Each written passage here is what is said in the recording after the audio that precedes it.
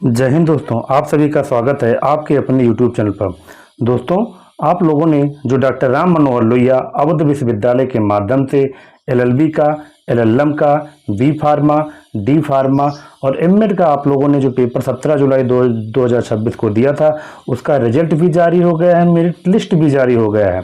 अब आप लोग को ये जानना है कि आप लोगों का जो है काउंसलिंग कब होगा और काउंसलिंग कहाँ पर होगी, कितने तारीख को आप लोगों की काउंसलिंग होगी, काउंसलिंग कहाँ पे होगी और काउंसलिंग में कौन कौन से डॉक्यूमेंट लगेंगे। तो आज हम इन सभी चीज़ों के बारे में बात करेंगे। दोस्तों, अगर हम लोग बात करेंगे कि सबसे पहले काउंसलिंग कब होगी, अगर हम लोग काउंसलिंग की बात करते हैं दोस्तों, तो ये आप लोगों के सामने कुछ दिखाई दे रहा है। सबसे पहले दोस्तों हम लोग बात करेंगे मास्टर ऑफ फार्मेसी का। तो मास्टर ऑफ फार्मेसी के बारे में अगर हम बात करेंगे दोस्तों, तो अगर आप लोग मेन कैंपस से करना चाहते हैं तो मास्टर ऑफ फार्मेसी का जो फीस है 96,850 रुपये आप लोगों को ऑनलाइन माध्यम से पे करना पड़ेगा। चाहे वह गूगल पे होगा, फ़ोन पे होगा या पेटीएम होगा, ये ऑफलाइन जमा नहीं होगा, ऑनलाइन होगा। और मास्टर ऑफ फार्मेसी का काउंसलिंग दोस्तों कब है, ये काउंसलिंग का डेट कहाँ पे दिया गया दोस्तों, ये काउंसलिंग का डेट है 3/8/2026 को मास्टर ऑफ फार्मेसी का काउंसलिंग होगा। और कितने रैंक को बुलाया गया दोस्तों, तो ये मास्टर ऑफ फार्मेसी के लिए सभी कैंडिडेट को बुलाया गया। जितने भी कैंडिडेट मास्टर ऑफ फार्मेसी करना चाहते हैं वो सभी कैंडिडेट 3/8/2026 को आएंगे। कहाँ पे पहुंचना है दोस्तों, अगर हम लोग बात करेंगे तो मास्टर ऑफ फार्मेसी की कैंडिडेट को कहाँ पहुंचना, ये आप लोगों को दिखाई दे रहा है। धन्वंतरी भवन, डॉक्टर राम मनोहर लोहिया, अवध यूनिवर्सिटी, अयोध्या में आप लोगों को आना है। ये मेन कैंपस में ही है धन्वंतरी भवन। तो आप लोगों को डॉक्टर राम मनोहर लोहिया के अवध यूनिवर्सिटी पर अगर आप मास्टर ऑफ फार्मेसी करना चाहते हैं तो आपको जो है 3 अगस्त 2026 को आना है। डॉक्यूमेंट कौन कौन से लगे, डॉक्यूमेंट अभी हम आप लोगों को आगे बता रहे हैं। दोस्तों, अगर हम लोग वहीं पे बात करेंगे डी फार्मा का, diploma in pharmacy D pharma के कैंडिडेट को लिए, अगर जितने भी कैंडिडेट डॉक्टर राम मनोहर लोहिया अवध विश्वविद्यालय के मेन कैंपस से करना चाहते हैं उनको जो ऑनलाइन फीस कितना लगेगा दोस्तों, अगर फीस पेमेंट की बात करेंगे तो 60,700 रुपये प्रति ईयर का है। एक साल का 60,700 रुपये यहाँ पे है। अगर दोस्तों हम बात करेंगे डी फार्मा का काउंसलिंग कब है, तो डी फार्मा को जो काउंसलिंग है ये 4 अगस्त 2026 को होगा। 4 अगस्त 2026 को डी फार्मा का काउंसलिंग होगा। कितने सभी कैंडिडेट को डी फार्मा में भी बुलाया गया। जितने भी कैंडिडेट हैं, चाहे उनका रैंक 1 है, चाहे उनका रैंक 2 है, ये मतलब चाहे 100 है या फिर 100 के ऊपर, सभी कैंडिडेट को कब आना है दोस्तों, ये सभी कैंडिडेट को जो है 4 अगस्त 2026 को। और कहाँ पे आना, किस सभागार में आना है दोस्तों, ये आप लोगों को बता रहे हैं। ये लिखा है दोस्तों संत कबीर सभागार, डॉक्टर राम मनोहर लोहिया अवध यूनिवर्सिटी पर आप लोगों को 4 अगस्त 2026 को आना है। जितने भी कैंडिडेट डी फार्मा करना चाहते हैं ये उनके लिए जानकारी है।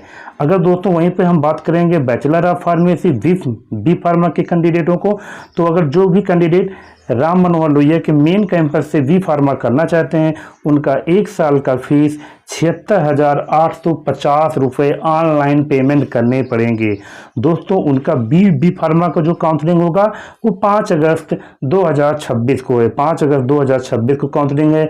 और इसमें जितने भी कैंडिडेट चाहे तो CUET का एग्ज़ाम उन्होंने दिया था या फिर CUET का एग्ज़ाम नहीं दिया था, जो अटल बिहारी वाजपेयी लखनऊ जो के माध्यम से जो होता है CUET का फॉर्म, अगर वो भी दिए तो वो भी इसमें पार्टिसिपेट कर सकते हैं, नहीं दिए हैं तो भी वो सभी लोग पार्टिसिपेट कर सकते हैं। कितने तारीख को दोस्तों आना है बी फार्मा के कैंडिडेट को, 5 अगस्त 2026 को। और कहाँ पे आना है, संत कबीर सभागार, डॉक्टर राम मनोहर लोहिया अवध यूनिवर्सिटी पर आना है। तो ये 5 अगस्त को दोस्तों आना है जी, जो भी कैंडिडेट बी फार्मा करना चाहते हैं। अगर दोस्तों हम लोग बात करेंगे मास्टर ऑफ लॉ LLM की बात करेंगे, जो भी कैंडिडेट राम मनोहर लोहिया के मेन कैंपस से LLM करना चाहते हैं ये उनके लिए फीस है। बाहर का फीस अलग है, डिफरेंट है। तो अगर मेन कैंपस से करना चाहेंगे तो 50,400 रुपये एक साल का पेमेंट मेन कैंपस का LLM का लग रहा है। इनको कब कब आना है दोस्तों, इसमें 6 अगस्त 2026 और 7 अगस्त 2026 के लिए है। लेकिन जिन भी कैंडिडेट का LLM में दोस्तों अगर हम लोग बात करेंगे LLM के कैंडिडेट के, जिन भी कैंडिडेट का रैंक 1 से लेकर के रैंक 100 तक है, दोस्तों जितने भी एलएलएम के छात्र हैं, अगर उनका रैंक 1 से लेकर के 100 के बीच में है तो ऐसे कैंडिडेट को कितने तारीख को आना है? ऐसे कैंडिडेट को 6 अगस्त को आना है। और जिन भी कैंडिडेट का जो है 100 के ऊपर जिनका है, यानी कि 101 से लेकर के चाहे जितना भी हो, मतलब 101 के ऊपर जितना भी ज़्यादा रहेगा, उन सभी कैंडिडेट को 7 अगस्त 2026 को कहाँ पे आना दोस्तों? संत कबीर सभागार डॉक्टर राम मनोहर लोहिया अवध यूनिवर्सिटी के मेन कैंपस पर आना है। तो ये दोस्तों है बात हुई थी एलएलएम के बारे में बात कर रहे हैं। और वहीं पर अगर दोस्तों हम लोग बात करेंगे एमएड के बारे में, तो एमएड जो भी कैंडिडेट राम मनोहर लोहिया के मेन कैंपस से करना चाहते हैं, उनका 1 साल का फीस, एमएड का जो फीस है मेन कैंपस का 59,850 रुपये है। और उनको कब आना है दोस्तों? उनका डेट अभी यहाँ पे पब्लिश नहीं हुआ, तो उनका डेट मान के चलिए दोस्तों 8 अगस्त, 9 अगस्त और 10 अगस्त तक के बीच में हो सकता है। और उनको भी कहाँ पे आना रहेगा? यहाँ पे कितने कैंडिडेट को, मतलब रैंक वाइज कितने रैंक को कितना बुलाएगा, ये भी अभी पब्लिश नहीं हुआ है। तो उनको भी अभी दोस्तों कहाँ पे आना पड़ेगा? जो उनका बस केवल एक चीज़ पता है कि जो भी एमएड के जितने भी कैंडिडेट हैं, उन लोगों का जो काउंसलिंग होगा संत कबीर सभागार डॉक्टर राम मनोहर लोहिया अवध यूनिवर्सिटी के मेन कैंपस में होगा। डेट अभी पब्लिश नहीं हुई दोस्तों, रैंक भी पब्लिश नहीं हुआ है। और वहीं पे अगर हम लोग बात करेंगे एलएलबी का, एलएलबी के कैंडिडेट सबसे ज़्यादा क्वेश्चन पूछते हैं, क्योंकि लगभग 8,000 कैंडिडेट केवल लगभग 8,000 कैंडिडेटों ने इस बार जो है एलएलबी का फॉर्म के लिए ऑनलाइन अप्लाई किया था। 8,008 कैंडिडेट ने फॉर्म को फिल किया था। तो कितने तारीख को दोस्तों? अगर जो मेन कैंपस से करना चाहते हैं उनका 30,250 रुपया है। और उनका भी अभी एलएलबी का भी अभी काउंसलिंग का डेट नहीं आया है। तो ये संभावित आप लोगों को काउंसलिंग का डेट बता दें हम। एलएलबी का जो है दोस्तों ये 8 अगस्त 2026 से लेकर के 10 अगस्त 2026 के बीच में एलएलबी के कैंडिडेट का जो है काउंसलिंग होने की पूरी पॉसिबिलिटी बन रही है।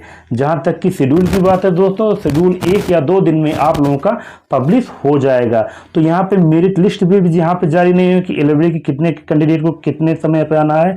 बस केवल इतना पता है दोस्तों, एलएलबी के जितने भी कैंडिडेट हैं उनका भी जो काउंसलिंग होगा वह मेन कैंपस में ही होगा। और दूसरी चीज़, एक चीज़ और बता दें दोस्तों, काफ़ी कैंडिडेट कंफ्यूज है कि जो भी कैंडिडेट प्राइवेट कॉलेज से एलएलबी करना चाहते हैं, क्या उनको भी डॉक्टर राम मनोहर लोहिया के यूनिवर्सिटी में ही आकर के काउंसलिंग देना पड़ेगा? तो उनके सब प्रश्नों का दोस्तों यहाँ पे आंसर ये है कि जो भी कैंडिडेट प्राइवेट कॉलेज से एलएलबी करना चाहते हैं, प्राइवेट कॉलेज से जितने भी कैंडिडेट एलएलबी करना चाहते हैं, उनको भी संत कबीर सभागार डॉक्टर राम मनोहर लोहिया अवध यूनिवर्सिटी पर आना ही होगा। उनका भी काउंसलिंग होगा, अगर चाहे तो गवर्नमेंट कॉलेज चूज करें या फिर प्राइवेट कॉलेज चूज करें, लेकिन उनका offline counselling doctor Ram Manohar Lohia के संत कबीर सभागार में होगा।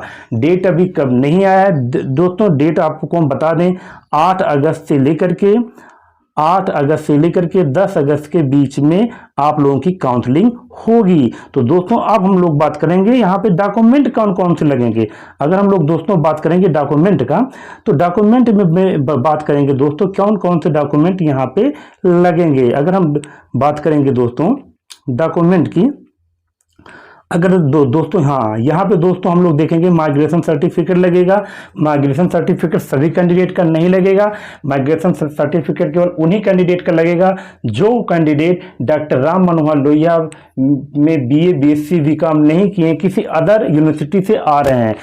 जैसे कि अगर वो आजमगढ़ यूनिवर्सिटी से अगर आ रहे हैं, लखनऊ यूनिवर्सिटी से आ रहे हैं, या फिर इलाहाबाद यूनिवर्सिटी से आ रहे हैं, यानी कि जितने भी कैंडिडेट अगर विश्वविद्यालय बदल रहे हैं तो माइग्रेशन सर्टिफिकेट उन्हीं कैंडिडेटों को लगेगा, सभी कैंडिडेट का नहीं लगेगा। इसके अलावा दोस्तों आप लोगों को बता दें जात प्रमाण पत्र कंपलसरी है। जितने भी कैंडिडेट हैं, अगर वो ओबीसी के हैं, ओबीसी के कैंडिडेट हो गए, एससी के कैंडिडेट हो गए, एसटी के कैंडिडेट हो गए, तो उनका जात प्रमाण पत्र यहाँ पे अनिवार्य है, उनको भी जात प्रमाण पत्र लेकर के आना है, फोटो कॉपी भी लगेगी और ओरिजिनल जात प्रमाण पत्र भी लेकर के जाना है। वहीं पर अगर जनरल कैंडिडेट में ईडब्ल्यूएस वाले हैं तो उनको ईडब्ल्यूएस सर्टिफिकेट भी लेकर के आना है, ओरिजिनल और फोटो कॉपी भी लेकर आना है। ईडब्ल्यूएस सर्टिफिकेट कब का बना होना चाहिए दोस्तों?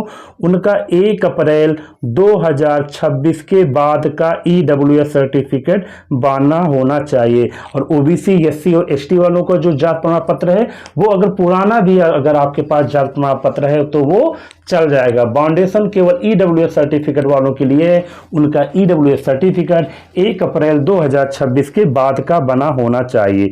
तो दोस्तों अगर हम यहाँ पे आय प्रमाण पत्र की बात करेंगे तो ये आय प्रमाण पत्र अभी कंपलसरी नहीं है, वहां पे आप लोगों को एक घोषणा पत्र मिलेगा, उसमें भी आप लोग जो है अपने इनकम को वहां पे प्रदर्शित कर सकते हैं। तो इनकम सर्टिफिकेट अभी आपको जरूरी नहीं है। बात अगर हम करेंगे दोस्तों यहाँ पे डोमिसाइल सर्टिफिकेट, निवास प्रमाण पत्र का, तो निवास प्रमाण पत्र आप लोगों के पास कंपलसरी है, निवास प्रमाण पत्र आप लोग लेकर के वहां पर जाएंगे।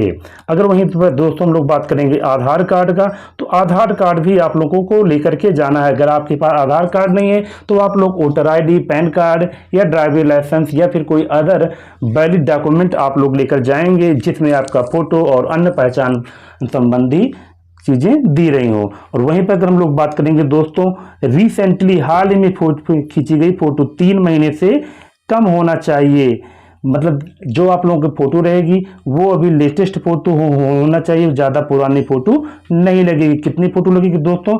तो 4 फोटो कम से कम आप लोग लेकर के जरूर जाएंगे। अगर वहीं पे दोस्तों हम लोग बात करेंगे इसके अलावा और क्या क्या लेकर जाना है, आप लोगों को अपना एडमिट कार्ड भी लेकर के जाना है। जब आप लोगों ने एलएलबी का, एलएलएम का, बी फार्मा, एमएड का जो आप लोगों ने जो परीक्षा दिया था उसका आप लोगों को एडमिट कार्ड भी लेकर के जाना है। एडमिट कार्ड के साथ साथ दोस्तों जो आप लोगों का रैंक प्रोवाइड हुआ है वो स्कोर कार्ड भी लेकर के जाना है। और दोस्तों उसके अलावा ऑनलाइन काउंसलिंग का पंजीकरण फॉर्म, तो पंजीकरण फॉर्म वही है दोस्तों, जो आप लोगों का जो रैंक है वही आप लोगों का पंजीकरण फॉर्म हो जाएगा। इसके अलावा दोस्तों आप लोगों को क्या लेकर के जाना है, इसके अलावा दोस्तों आप लोगों ने जो ऑनलाइन किया है, जब फॉर्म भर रहे थे तो उसका भी आप लोगों को प्रिंट आउट लेकर के जाना है। वहीं पे दोस्तों हम लोग बात करेंगे 10th और 12th का जो मार्कशीट है और सर्टिफिकेट है ये भी कंपलसरी है। 10th का और 12th का मार्कशीट लेकर के और सर्टिफिकेट लेकर के जाएंगे। और वहीं पे दोस्तों हम लोग बात करेंगे स्नातक डिग्री में, अगर आप लोगों के पास बीए है, बीएससी है, बीकॉम है, तो बीए, बीएससी, बीकॉम के तीनों सालों का first semester, first year, second year, third year, तीनों ईयर का आप लोगों को सर्टिफिकेट लेकर के जाना है। वहीं पे हम लोग बात करेंगे टीसी और प्रमाण पत्र का, तो यहाँ पे ये दोस्तों कंपलसरी नहीं है, आप लोग प्रोविजनल सर्टिफिकेट भी लेकर के जा सकते हैं। अगर अभी आपके पास टीसी नहीं है और चरित्र प्रमाण पत्र नहीं है तो ये बाद में आप लोग सबमिट कर सकते हैं। इतने डॉक्यूमेंट दोस्तों आप लोगों को लेकर के जाना है। इसके अलावा अगर और कोई भी प्रश्न आपके मन में हो तो आप लोग दोस्तों हमसे बेधड़क पूछ सकते हैं, हम आपकी पूरी मदद करेंगे। तो दोस्तों आप लोगों को समय से पहुंचना है काउंसलिंग में, और आप लोगों को रैंक के लिए ज़्यादा टेंशनाइज होने की ज़रूरत नहीं है। उसके लिए भी हमने अभी रिसेंटली इसके पहले वीडियो बना है, आप लोग अपनी मेरिट लिस्ट उसमें देख सकते हैं। आप लोगों को और लेटेस्ट जानकारी के लिए आप सभी लोग हमारे इस चैनल को, यूट्यूब चैनल को सब्सक्राइब कर लीजिए और साथ ही हमारे टेलीग्राम चैनल को ज्वाइन कर लीजिए, क्योंकि उसमें आप लोगों को सभी डॉक्यूमेंट्स और पीडीएफ आप लोगों को उसमें टेलीग्राम चैनल के माध्यम से हम आपको दे देंगे। जिन लोगों ने भी अभी तक हमारे टेलीग्राम चैनल से नहीं जुड़े हैं उसका जो टेलीग्राम चैनल का लिंक आपको हमारे डिस्क्रिप्शन में और कमेंट बॉक्स में पिन किया हुआ है, वहां से आप लोग हमारे टेलीग्राम चैनल से जुड़ जाइए। अगर कोई भी प्रश्न है तो आप लोग हमसे पूछिए, हम पूरी मदद करेंगे। धन्यवाद।